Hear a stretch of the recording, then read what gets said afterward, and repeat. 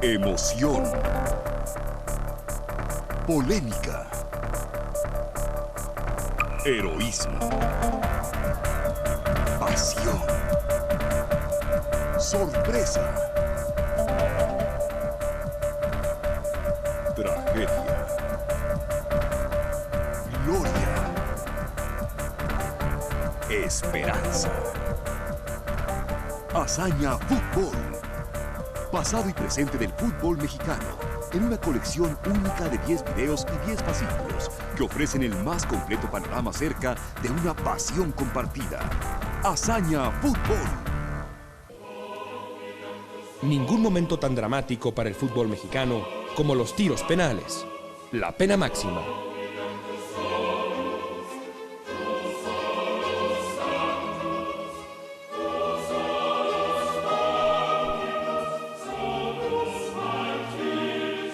Protagonista de las mayores decepciones para el fútbol nacional, fantasma de fantasmas, también forma parte de Hazaña Fútbol.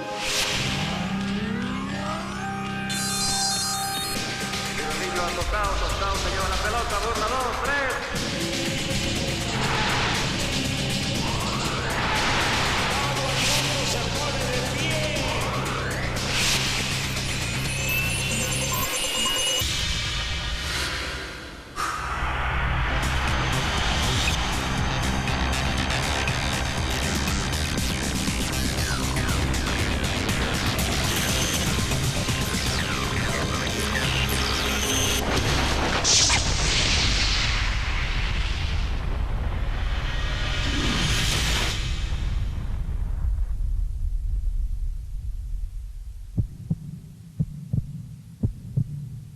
De julio de 1994.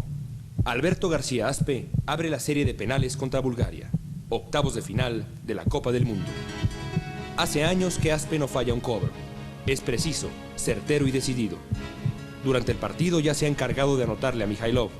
Ahora debe hacerlo de nuevo. El resultado no sorprende a nadie. Alberto García Aspe, uno de los mejores tiradores de penales de la historia del fútbol nacional, falla su disparo.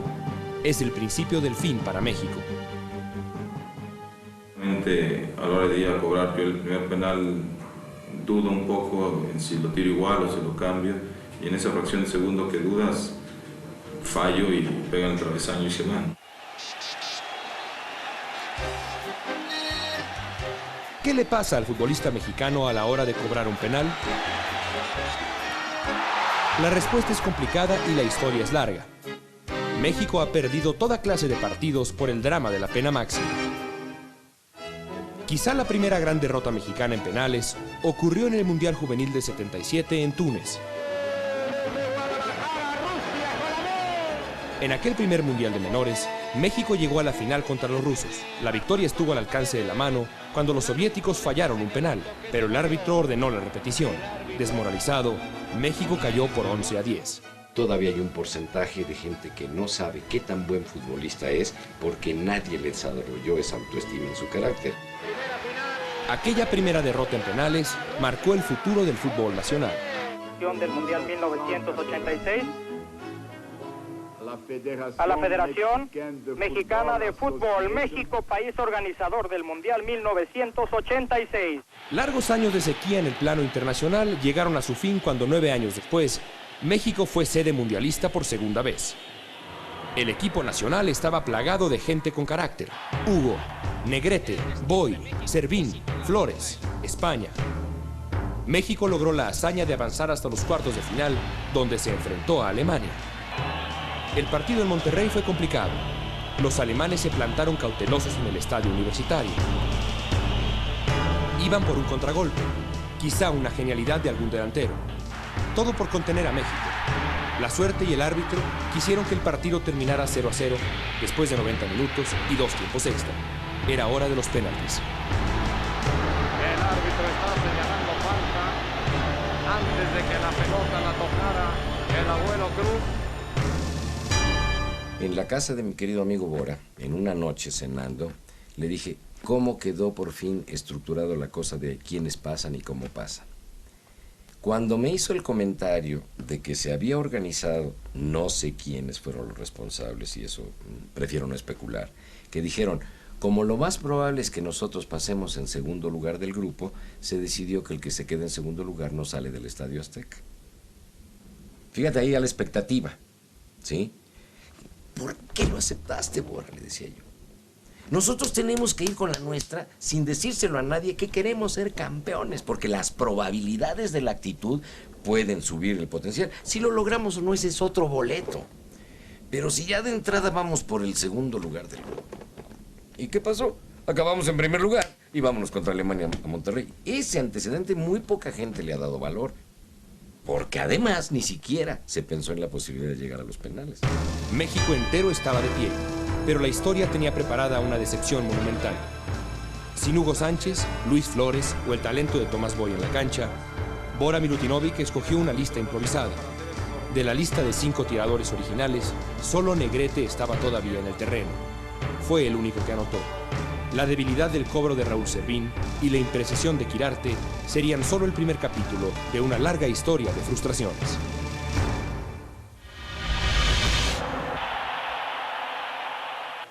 Los años siguientes también tuvieron momentos complicados desde el punto penal.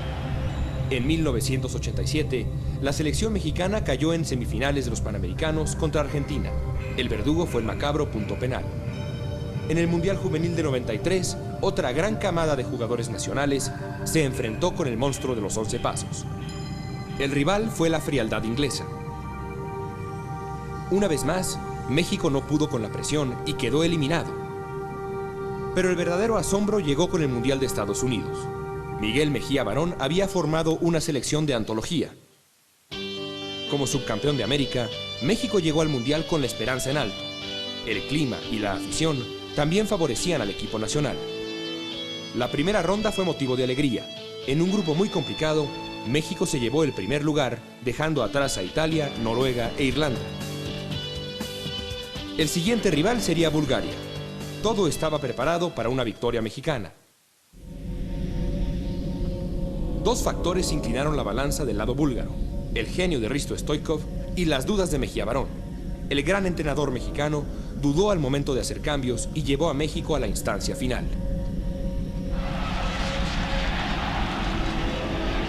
Ahí, los mexicanos parecían confiados. La serie la abriría Alberto García Aspe. Una duda mínima y el error. Campos regresó a México a la ronda de penales con una gran atajada a Balakov.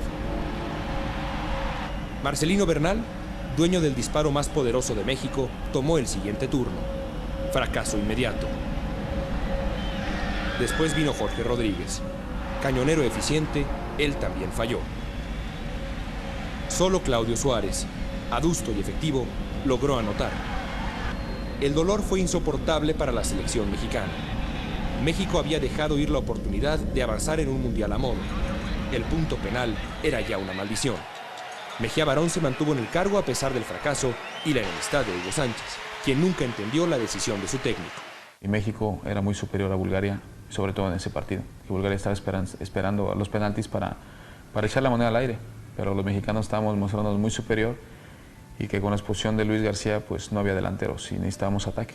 Y estaba Hermosillo y estaba yo en la banca y que perfectamente podríamos haber entrado. Sí, él quería que entrase, pero que entrase en una posición que no es la mía, de centrocampista.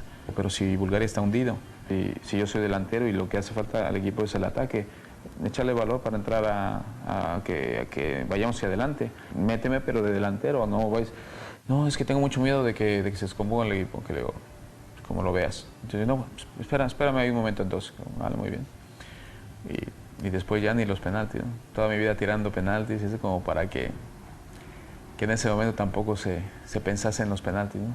Pero bueno, fue desilusión para todos los mexicanos y se perdió en ese momento la oportunidad de alcanzar la gloria. Hay veces que el condenado no puede escapar a su verdugo. A pesar de su ratificación en el cargo, Mejía Barón tenía una cita con el punto penal. 2 dolorosas derrotas desde los 11 pasos terminarían costándole el puesto.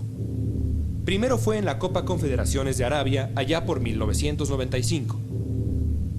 Después de un partido magistral, México recayó en otra de las especialidades dramáticas del fútbol nacional, el gol de último minuto.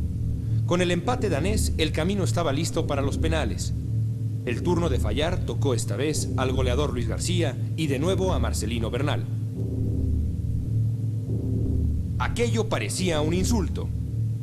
La victoria en penales en el partido por el tercer lugar contra Nigeria sirvió de poco consuelo para aliviar el hechizo de los 11 pasos. El golpe definitivo a la era Mejía Barón ocurrió con un rival frente al que no es posible perder: Estados Unidos. En la Copa América de Uruguay, México jugó la segunda ronda contra el equipo de las Barras y las Estrellas. Después del tiempo reglamentario, el partido terminó empatado a 0. Hora de los penales. Hermosillo y Coyote fueron los encargados de caer en la maldición.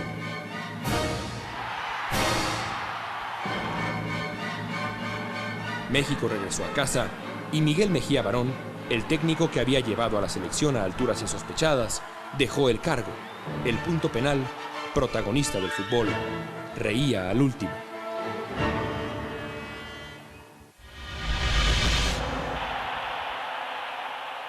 Desde la experiencia de aquel equipo de Mejía Barón, la maldición de los penales ha regresado por sus fueros cada cierto tiempo. El equipo mexicano ha perdido 2 series en los últimos años. Quizá la más dolorosa para el fútbol mexicano fue aquella del preolímpico para Sydney 2000. Los jóvenes de aquel equipo, comandados por la dinámica generación atlista de Juan Pablo Rodríguez y compañía, prometía ser uno de los protagonistas no solo del preolímpico, sino quizá de la Olimpiada. El manchón penal tenía preparado otro destino. En la tanda de penaltis, contra un aguerrido equipo hondureño, el equipo mexicano anotó, para sorpresa de todos, 4 disparos. La serie se decidiría en los talentosos zapatos de Juan Pablo Rodríguez, tal vez uno de los jugadores más finos salidos del fútbol nacional en años recientes. Cuando el Chato erró su disparo, la esperanza mexicana se vino abajo. Una generación entera de jóvenes futbolistas se quedó en la orilla. Entonces, ya llegando al máximo de presión, es el momento cumbre en que un poquito más de exigencia y entonces el rendimiento muscular ya no te responde de la misma manera que lo que la mente está enviando de mensajes. Los clubes no se han salvado de tener amargas experiencias desde el punto penal. Guadalajara, Santos y Necaxa han pasado momentos tristes en la Copa Merconorte. Todos perdieron en las rondas importantes desde los 11 pasos. Pero el peor momento para un equipo en las tandas de penales corresponde a Cruz Azul. Después de hacer la impresionante hombrada de vencer al Boca Juniors en la final de la Libertadores, los cementeros tuvieron el título en las manos desde el punto penal. No es fácil anotarle a un portero como Oscar Córdoba. En una muestra de los estragos de la presión, los cementeros fallaron sin miramientos. Pero esta vez no solo fueron los mexicanos. Los jugadores extranjeros de Cruz Azul fueron los responsables de cargar con la derrota. Hay una curva de manejo del estrés en cualquier aspecto de la vida. A mayor exigencia, mayor rendimiento, pero hay un límite. Si no entrenas cómo aumentar ese límite, llegaste a tu nivel de incompetencia, podríamos decir. Hay una presión y ¡boom!, empieza la curva de bajada del rendimiento. Meses después, Cruz Azul caería de nuevo en penales, esta vez frente al Real Madrid en el torneo Teresa Herrera. El Conejo Pérez pasó a la historia como el primer arquero en detenerle sendos penales a Luis Figo. La última aparición del fantasma de los penaltis ocurrió en la Copa de Oro del 2002. En semifinales, México se enfrentó a Corea. Después de un partido de bostezo, fue necesario recurrir a las penas máximas. El resultado no se hizo esperar. México cayó de nuevo. Aún en el 2002, la maldición aparece cuando el fútbol mexicano menos se lo espera. Aprender a tirar penales parece ser una hazaña fútbol.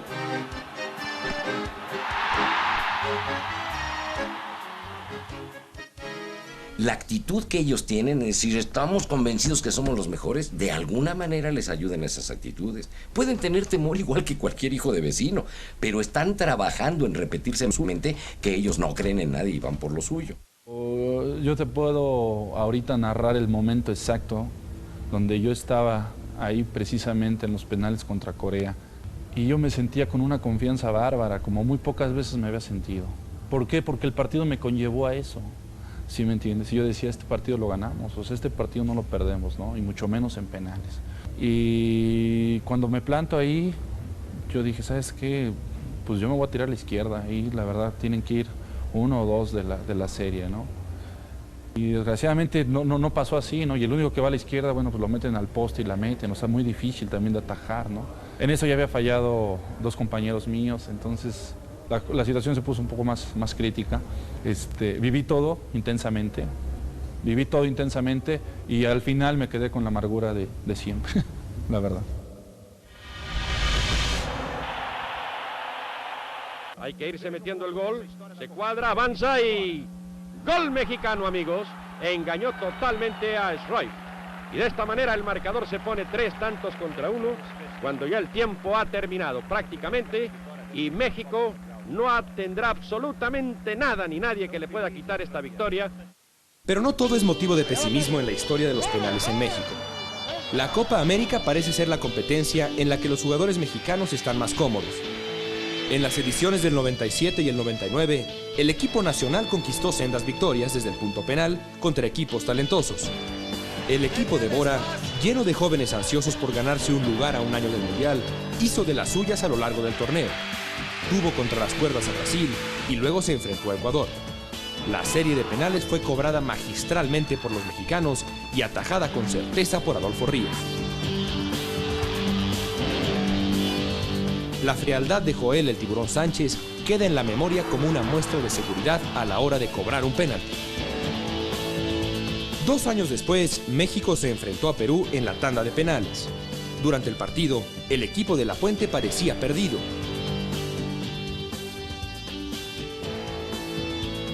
Fue solo gracias a la valentía de Gerardo Torrado que el partido se fue a la serie definitiva. A pesar de la delicada técnica de los peruanos, México logró imponerse. El penal errado por el central Juan Reynoso, símbolo de Cruz Azul, significó el avance mexicano. Viene Reynoso. ¡Estamos calificados! El equipo mexicano. Y así llévalo hasta una Copa del Mundo.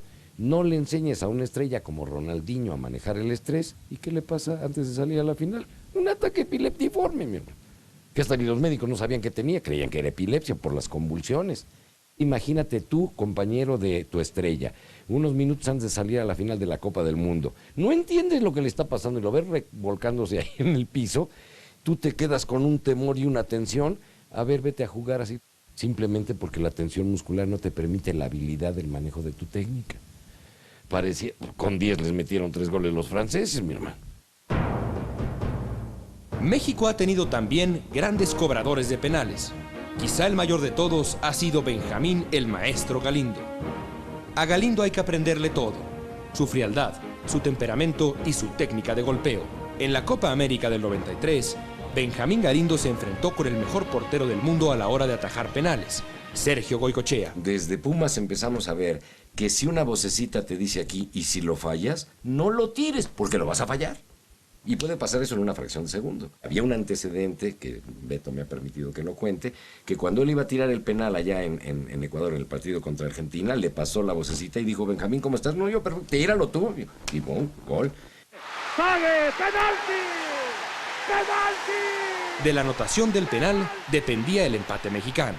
Bueno, yo de antemano a mí me gusta tirar los penales y en la mayoría de los equipos que he estado yo los ejecuto. Y esa vez era el encargado García Aspe, que ahí dentro del campo ya me dijo que si yo lo tiraba, y le dije que sí, que no había ningún problema. O sea, yo me pongo nervioso cuando sé que yo lo voy a tirar y que pitan un penal. Ya cuando estás enfrente del balón ya te tranquilizas y ya piensas a dónde realmente lo vas a tirar, ¿no? Sino que simplemente en un descuido ellos tomaron ventaja. Goycochea intentó intimidar a Galindo, pero el mexicano se fajó los pantalones y enfiló rumbo al marco. El toque suave de Benjamín Galindo, engañando al engreído arquero, es digno de una cátedra. El disparo de Benjamín,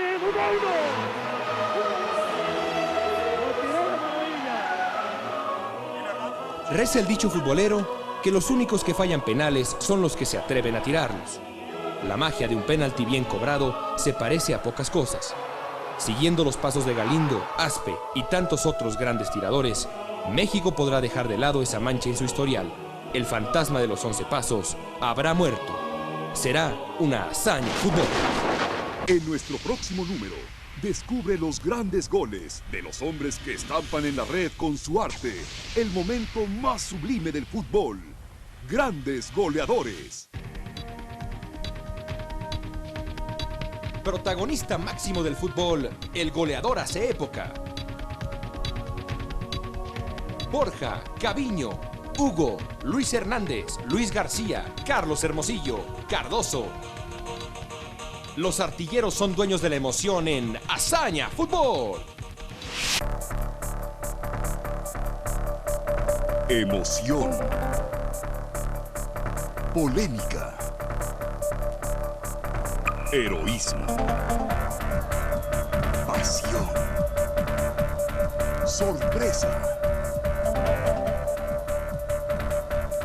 Tragedia. Gloria. Esperanza. Hazaña Fútbol. Pasado y presente del fútbol mexicano, en una colección única de 10 videos y 10 pasillos que ofrecen el más completo panorama acerca de una pasión compartida. Hazaña Fútbol.